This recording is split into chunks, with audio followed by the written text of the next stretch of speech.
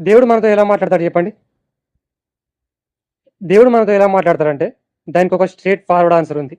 అదేంటంటే, word of God. దేవుని వాక్యం ద్వారానే దేవుడు మనతో మాట్లాడతాడు.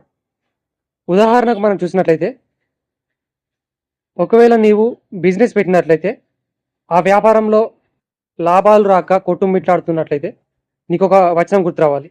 యథార్థవంతులు తప్పక వర్ధిల్లుదురు. ఒకవేళ నీ జీవితం శ్రమల గుండా వెళ్తుందనుకో, నీకంటే ముందు ఆ శ్రమలను ఎదుర్కొన్న వారు బైబిల్‌లో ఉన్నారు. ఒకవేళ నీవు సంసారంలో నలిగిపోతున్న తల్లివైతే, నీకంటే ముందు సంసారంలో నలిగిపోయిన తల్లులు బైబిల్‌లో ఉన్నారు.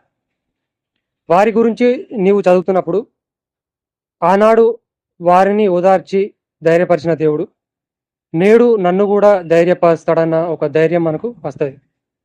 ఇది దేవుడు మనతో మాట్లాడడం.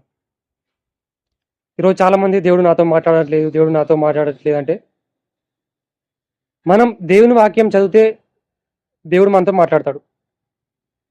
మనం దేవుని వాక్యం చదివినప్పుడు దేవుడు మనతో ఎలా మాట్లాడతాడు? ఎందుకంటే ఆయన వాక్యమై ఉన్నాడన్న సంగతి మనం ఫస్ట్ గ్రహించాలి.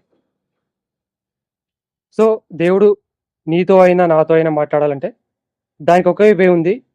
అది దేవుని వాక్యం. Thank you.